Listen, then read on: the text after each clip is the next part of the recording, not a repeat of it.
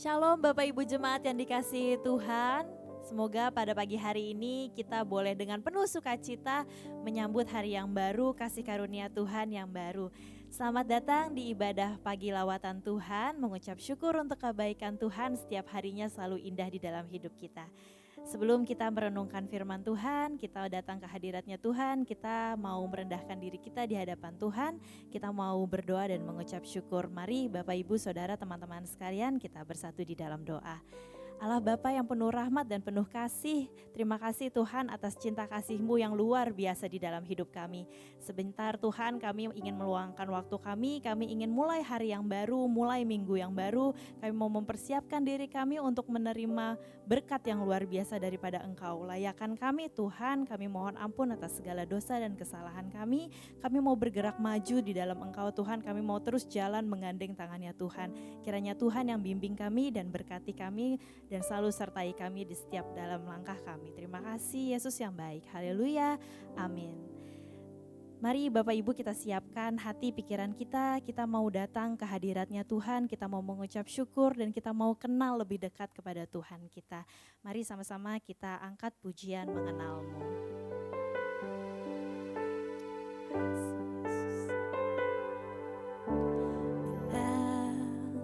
Ku buka mataku dan lihat wajah-Mu,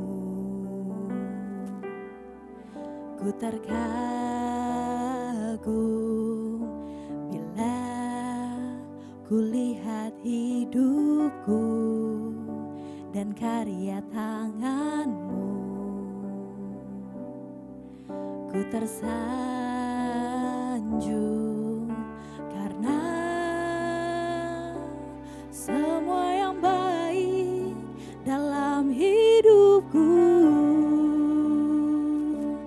itulah karya-Mu. Kau beri kesempatan yang baru dan ku ingin mengenal-Mu Tuhan lebih dalam dari semua yang ku kenal. Tiada kasih yang melebihi-Mu, ku ada untuk menjadi penyembah-Mu. Mari kita datang ke hadirat-Nya. Bila ku buka mataku dan lihat wajah-Mu, ku terkagum bila ku lihat hidupku dan karya tangan-Mu, ku tersanjung karena semua yang baik dalam hidupku, itulah karya-Mu. Kau beri kesempatan yang baru dan ku ingin mengenal-Mu Tuhan lebih dalam dari semua yang ku kenal.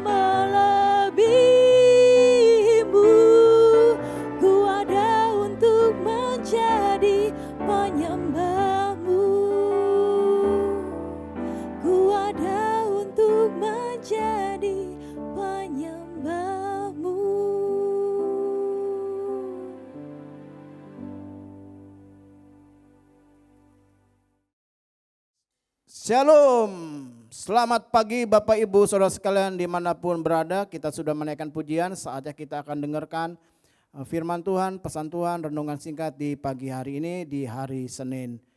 Kita berdoa terlebih dahulu. Bapa yang baik, kami bersyukur buat segala kebaikan Tuhan. Tuhan berbicara bagi kami, sampaikanlah isi hatimu bagi kami sekalian. Demi nama Yesus, haleluya, amin. Pagi lawatan Tuhan, artinya pagi-pagi ya Tuhan melawat kita. Bapak Ibu Saudara sekalian, setiap orang punya gaya sendiri dalam berdoa. Ya, ada gaya macam-macam. Artinya begini, gayanya waktunya. Ada yang suka doa di pagi hari setelah bangun tidur, mata melek, langsung dia berdoa, mengadakan persekutuan dengan Tuhan secara pribadi.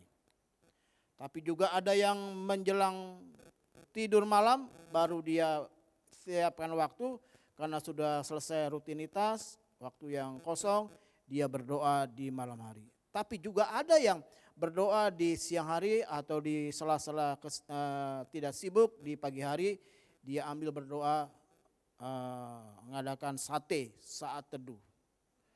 Lalu ada juga yang berdoa senang di bukit doa, selalu dia usahakan dalam tiap bulan sekali mungkin dia ke bukit doa. Ada yang senang berdoa di taman doa. Ada yang senang berdoanya di kamar. Ada yang senang berdoa, ada ruangan doa khusus di rumahnya. Pokoknya macam-macam orang mau berdoa. Ya, ada yang berdoa diawali dengan memuji Tuhan, dinaikkan suatu pujian lalu dia berdoa. Ada juga yang senang di akhir doanya baru dia menaikkan pujian. Ada juga yang gak pakai pujian, langsung doa, langsung baca Alkitab. Itu gaya-gaya orang ya berdoa. Berapa lama sih berdoa? Itu juga punya gaya. Ada yang menyiapkan waktu 30 menit 1 jam. Ada yang menyiapkan waktu hanya 15 menit. Ada juga yang hanya menyiapkan 3 sampai 5 menit karena doanya hanya doa makan. Ya, jadi macam-macam ya gayanya. Nah, Yesus sendiri punya gaya.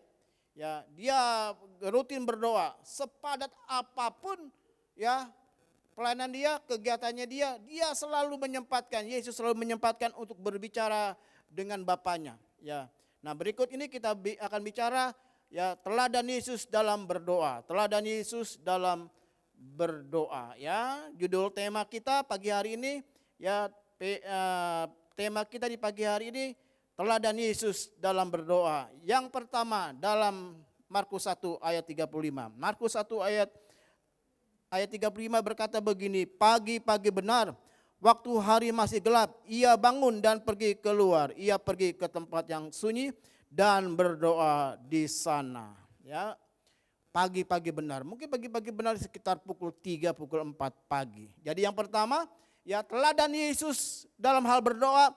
Yang pertama, ya dia memprioritaskan ya di awal hari. Ya, di awal hari dia prioritaskan untuk bicara kepada Bapa. Nah, Bapak Ibu terserah, serahkan. Ya, apakah ikuti teladan Yesus? Ya, tiap pagi berdoa awal-awal pagi, awal hari yang baru memprioritaskan. Ya, yang kedua, teladan apa yang Yesus lakukan? Yang kedua yang Tuhan ajarkan kepada kita. Yang kedua kita baca dalam Injil Injil Lukas 22. Injil Lukas 22 ayat 40 ya, ayat 40 sampai 44. Injil Lukas 22 ya. Injil Lukas 22 ayat 40 sampai ayat 44. Setelah tiba di tempat itu ia berkata kepada mereka, berdoalah supaya kamu jangan jatuh ke dalam pencobaan. Kemudian ia menjauhkan diri dari mereka, maksudnya dari murid-muridnya. Itu ada murid yang diajak berdoa, ada 3 orang. Kira-kira sepelemparan batu jaraknya. Lalu ia berlutut dan berdoa katanya, ya Bapakku, jikalau engkau mau ambil cawan ini daripadaku, tetapi bukanlah kehendakku, ya bukan, melainkan kehendakmu lah yang jadi. Maka seorang malaikat dari langit menampakkan diri kepadanya untuk memberi kekuatan kepadanya. Ia sangat ketakutan dan makin bersungguh-sungguh berdoa, peluhnya menjadi seperti titik-titik darah yang bertetesan ke tanah. Ya, Bapak Ibu sekalian, ketika Yesus berada di Taman Getsemani, dia berdoa, ya, kalau boleh tapi kemudian akhirnya dikatakan kehendakmu.